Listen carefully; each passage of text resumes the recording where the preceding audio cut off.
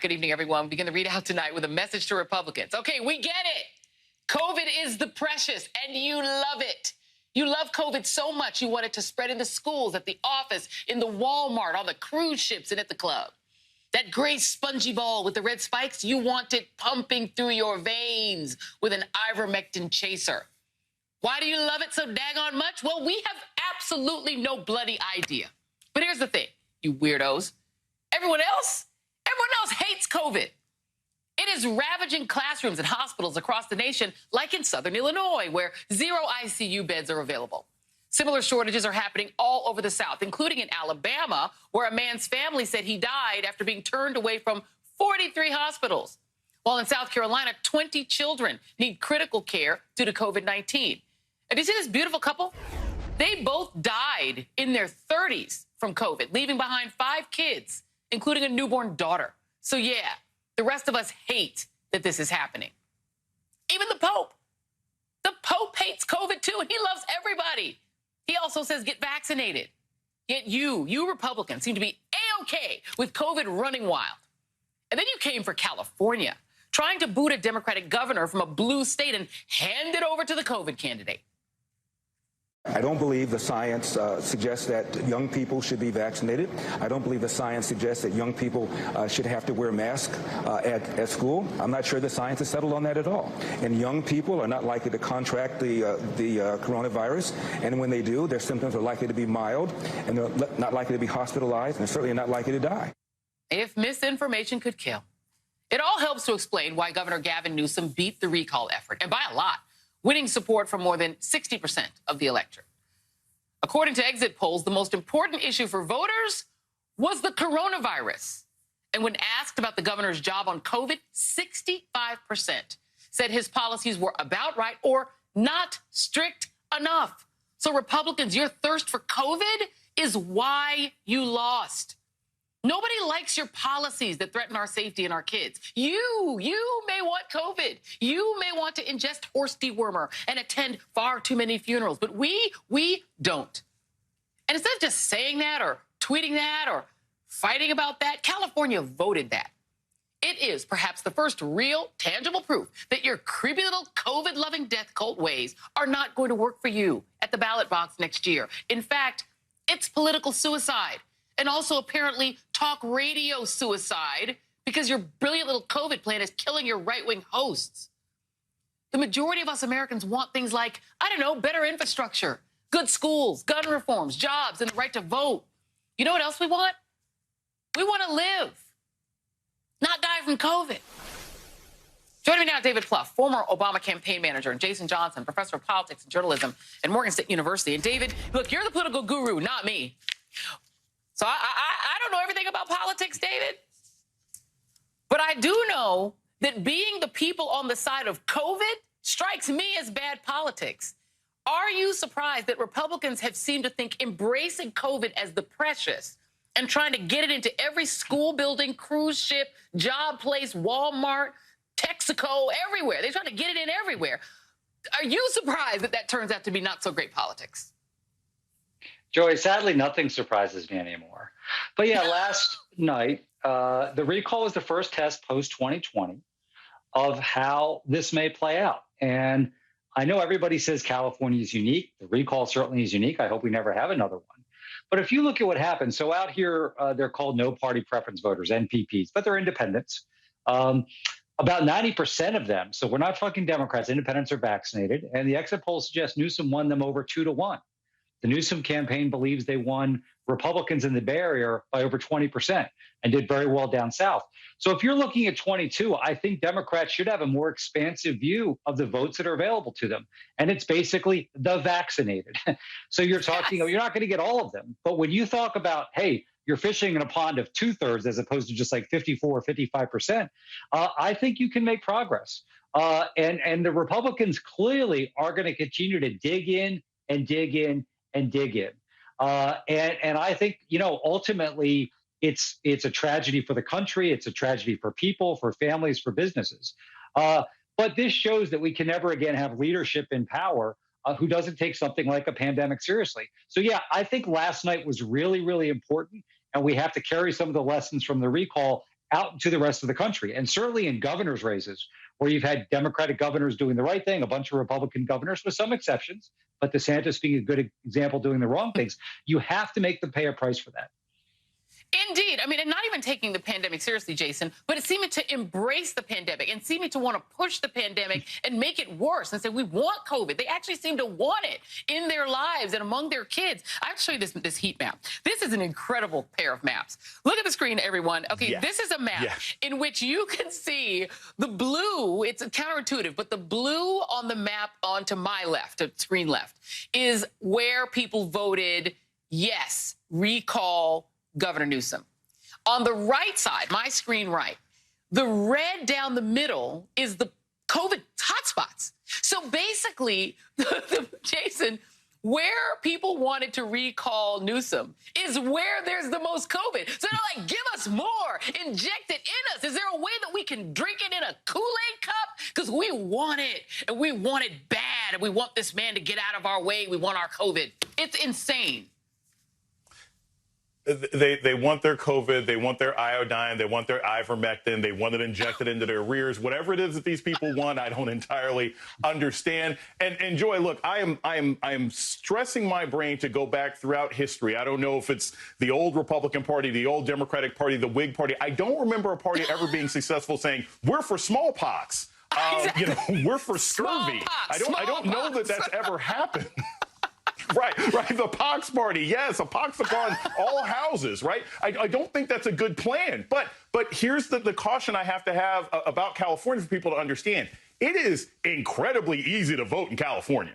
They sent mail ballots to everybody. Right. There were apps that you could use. There was information available. So, yes, in an equal measure, on a neutral playing field, the failure of Republicans to address COVID should be a huge boon for Democrats in 2022. But that's only in a state where voting is reasonably easy and accessible. So that's not going to be the case in Florida. It's not going to be the case in Texas, and it won't be the case in Georgia. Well, that's why they're going to make it hard, because I think that Ron DeSantis, look, he may be a sociopath. We don't know what his pathology is, but he's not stupid. And I think that he understands that if he is going to inflict death on school children, he's going to have to make it real hard for their parents to vote. Right. And they're going to do, Republicans, anything they can in the states where they, for whatever reason, these governors love COVID. They heart COVID. This is how they feel about COVID. They want to spread it, but they know that they also can't get reelected because the majority of people probably feel like this. This is a California exit poll, but I doubt that it's different in any other state. 65% of people in that exit poll said that they believe getting vaccinated is a public health responsibility. Only 32% said they think it's a personal choice. That exit poll also showed that people wanted more strict policy, not less strict policy, because most people want their lives back. You had this, what is the guy's name here, who said that he wanted, Dan Crenshaw, Republican, said, I'm honestly curious, he says, why Californians didn't want some balance in their government. Works well in deep blue states like Massachusetts and Maryland, both the Republican governors, Charlie Baker and Larry Hogan, are the governors of those states. But David, they're not insane. They're not saying more COVID. It's COVID in your schools. They're not pushing COVID. So the divided government argument, in my mind, won't work for Republicans this time around. Do you agree? Well, by the way, Joy, any Republican who's been responsible in the pandemic is at great risk at losing a primary. That's where we are. That too. So basically, yeah. So I think that there's a third of the people out here in California who voted for the recall. There's a third of the people who say it should be your personal choice. Yes, the Republicans are making it harder to vote, so that third has more power in general elections. But let's make no mistake, that third or 30%, that hardcore MAGA base, they're going to drive Republican politics and therefore a big part of our country's dynamic for a very, very long time. And they're not going anywhere. But I think at the end of the day, Jason makes a good point about voting. But I think the other thing to watch here carefully, listen, when you're in a swing district or a swing state and you think the race is going to be like 51-49, you've got to scratch and claw for every advantage. And one thing to watch is, let's look at Florida. I think we're not even at 55, 58% fully vaccinated, but 90% of people over 65 are. So here's people who've been vaccinated, and this is true all over the country. You know, Florida very well, Joy. They're safe. They're happy to be vaccinated. They like their kids and their grandkids to be vaccinated. And I think you could make some inroads with seniors over this issue. Biden did better than Hillary did in 2020, but I think now we might have an opportunity. I don't want to overstate it. I'm not saying we're going to win seniors by 20 points, but if you just overperform there by 4 or 5 points, because these are people who are less, I think, sensitive to disinformation because they took the vaccine, even if they had questions, and they're healthy and they're safe. And so I would watch this very carefully. Can Democrats overperform with voters over 65 just by 2 to 3 points? And that could make an enormous difference in a midterm election. Yeah, and Jason, I'm the biggest Florida skeptic when it comes to elections there because they are difficult. And we know David knows how to win them because he did it before with President Obama. But Florida can be won, but it is always close. And that is my question to you, Jason, because the Democratic Party in Florida is not exactly always super savvy about these things, right? But there is a case that could be made. It's about also candidate choice. Potentially Charlie Crist is on the ballot, or potentially the current agricultural secretary, Nikki Fried. Both of them are very aggressive about making the case about kids.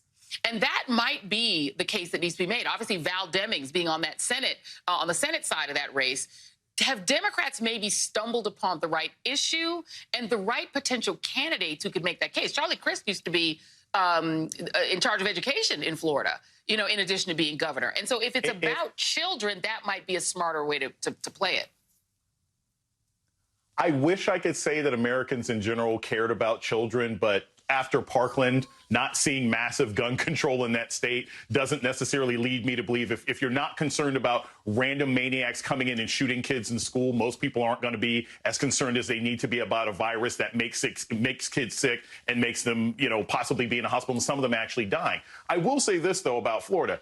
Little Marco, Sleepy Joe, Slick Willie. There is no worse nickname in politics than Ron DeSantis, right? Like that sticks. It sounds terrible. And that is a name that he has actually earned for himself. If the Democrats can turn, and this is what didn't happen in California, but if the Democrats can make it a referendum on DeSantis rather than a choice between DeSantis and whatever the Democrat is, they might be able to pull it off, because you never want to have a referendum on yourself as the incumbent, especially when you fail the way he has. I got to let our expert here, David, what do you think about that strategy? Well, listen, we have to improve our performance in Miami-Dade, as you know. That being said, I think it's way too early to give up on Florida. First of all, in a presidential race, it's too many electoral votes. And I think you can piece this together with the right candidates. And I think you're right. I think we have some interesting ones. But yeah, I think these governors, legislative leaders who've stood in the way of vaccinations, who've belittled COVID, who don't want masks in school. I mean, here's the thing. We're basically 2/3 of the country in support of mask mandates in schools. So again, they're speaking to their sick, perverted 1/3 of the country, that gets injected by Fox News and Sinclair and Breitbart, all this stuff. Listen, I believe today, Joy, the only country that has a worse COVID outbreak than the United States is Mongolia. So if you can't make something of that politically, as tragic as that is, maybe you don't deserve to be in politics. And I think one thing is Newsom made this campaign about vaccines and about COVID. And I think Democrats need to make these campaigns, of course, because it's not just COVID. It's the economy. It's education. It's the economy. It's all the things we care about. It's getting your life back, and that has always been Biden's best issue. It is every Democrat's best issue. I got to go to you on this, Jason, because the one thing I am expert in is older West Indians rebuking and scolding you and this happened in Trinidad, where do we have the audio of it, or do we just have a headline? We might just have a headline. Trinidad and Tobago's Minister of Health said yesterday, unfortunately, we wasted a lot of time yesterday running down this false claim. That's the best I can do with my Trinidadian accent. And he said, we wasted a lot of time. He rebuked the idea that somebody's cojones were extremely largo in Trinidad and Tobago because of the vaccine. Your thoughts? Can I just point out how ridiculous it is? Like I said, I tweeted this. No one can ever say that disinformation isn't real. They wasted government resources because of a crazy story that Nicki Minaj told, and now she's sitting here cozying up with Tucker Carlson. This is why she lost to the people's champ Cardi B, because nobody who actually cares about their fans, supporters, or COVID would want to align themselves with Tucker Carlson, especially against some nonsense that's killing black people at a higher rate than any other people in this country. So I'm going to just be contrarian a little bit. I actually, Tucker Carlson said he wanted to do a deep investigative report on the cojones. On swollen something. on the swollen cojones. And I think he should do that. I actually want to see that investigative report. I want him to go down there like he went to Viktor Orban, and I want him to talk with that gentleman and find out why it is that his future wife left him, and just how large these melons were. I think he should go and find out. Right. It's an investigative report that we need. Go and do it, Tucker. I know you want to. You really, really want to. All right. Thank you very much, David Plouffe, Jason Johnson. Let me stop before we get in trouble. Thank you, guys.